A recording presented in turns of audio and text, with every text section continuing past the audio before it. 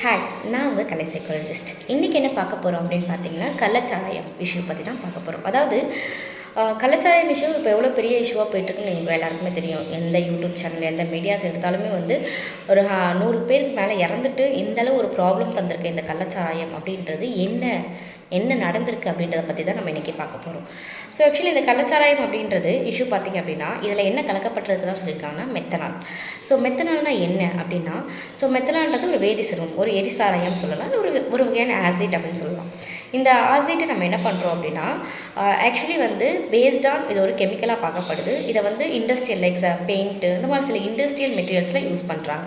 இதை நம்ம வந்து ஒரு லிக்யூராக எடுத்துக்கும் போது என்ன ஆகுது அப்படின்னா, ஒரு மினிமம் 2 ml, அதாவது 2 ml to 3 ml எடுத்துக்கும் போதே நமக்கு வந்து கண் பார்வை இல்லாமல் போகிறதுக்கான நிறைய வாய்ப்புகள் இருக்குதுன்னு ரிசர்ச் சொல்லுது. இதே ஒரு 10 mlலாம் கலந்தாங்க அப்படின்னா கண்டிப்பாக வந்து நம்மளுக்கு வந்து பார்த்திங்க அப்படின்னா உயிர்கொல்லி நோயாக மாறிடுது. ஸோ இட்ஸ் பியூராக வந்து நம்ம உயிரை பறிக்கக்கூடிய ஒரு விஷயன்றதை எவிடன்ஸ் மூலயமா வந்து ப்ரூவ் பண்ணுறாங்க. ஸோ ஆல்கஹால் அப்படின்றத பொறுத்து பார்த்திங்கன்னா பேசிக்காக நம்ம யூஸ் பண்ணுற, அதாவது ஆல்கஹாலில் இந்த பீரு, ஒயின், ஓட்கா இது எல்லாமே பார்த்திங்கன்னா எத்தனால் கலப்பாங்க, நாட் மெத்தனால், எத்தனால் கலப்பாங்க. எத்தனால்னால் என்னென்னு பார்த்தீங்கன்னா இது ஒரு ஆல்கஹாலிக்கான மேஜரான ஒரு விஷயம் தான். போதை தரக்கூடியது, வேதித்தன்மை, காரத்தன்மை கொண்டது, எளிதில் தீப்பற்றக்கூடியது. ஸோ இந்த மாதிரியான விஷயம் தான். ஸோ இது கலக்கும் போது என்ன ஆகும்னா, இது வந்து ஈஸ்ட்ன்ற ஒரு விஷயத்தை வந்து ப்ரொடியூஸ் பண்ணும். ஸோ இந்த ஈஸ்ட்ன்ற விஷயத்தை ப்ரொடியூஸ் பண்ணும்போது அது நமக்கு என்ன பண்ணும் அப்படின்னா ஒரு வகையான போதைத்தன்மை ஏற்படுத்தும். ஸோ ஆனால் மெத்தனால் அப்படின்றது டோட்டலாக ஆல்கஹாலுக்கு அதிகமாக யூஸ் பண்ணக்கூடாது.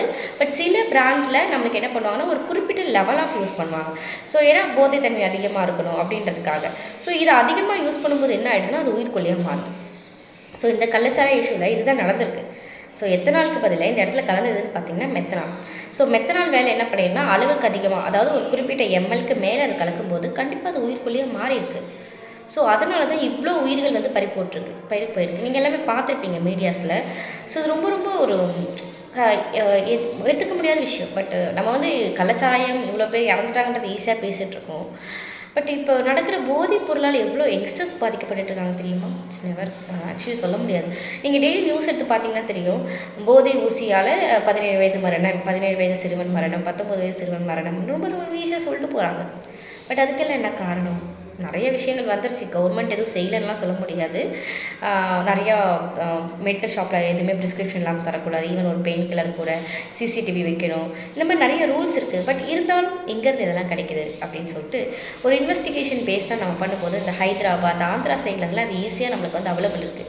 ஏன்னா அங்கே இந்த மாதிரி ரூல்ஸ் வந்து கடுமையாக இல்லை. ஸோ போய் கேட்டால் நார்மலாக கொடுத்துட்றாங்க. ஸோ அப்படி நம்ம நாட்டில் ரொம்ப ஈஸியாக உள்ளே வந்துடுது. ஸோ சென்னையை பொறுத்தவரையும் கள்ளச்சாராயம் எவ்வளோ பெரிய விஷயமா பேசப்படுதோ ஊரில் பொறுத்தவரையும், அதே மாதிரி இன்னும் கொஞ்ச நாளில் இந்த போதையினால் மரணங்களும் ரொம்ப அதிகமாக நடக்க போகுது.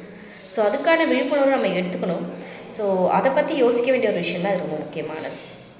ஸோ இந்த மது அப்படின்றத ஒழிச்சாலே ரொம்ப நல்லாயிருக்கும்னு எனக்கு ஃபீல் ஆகுது. உங்களுடைய சஜஷன் என்னன்றதை கமெண்ட்ஸில் சொல்லுங்கள். அடுத்த வீடியோவில் பார்ப்போம். தேங்க்யூ.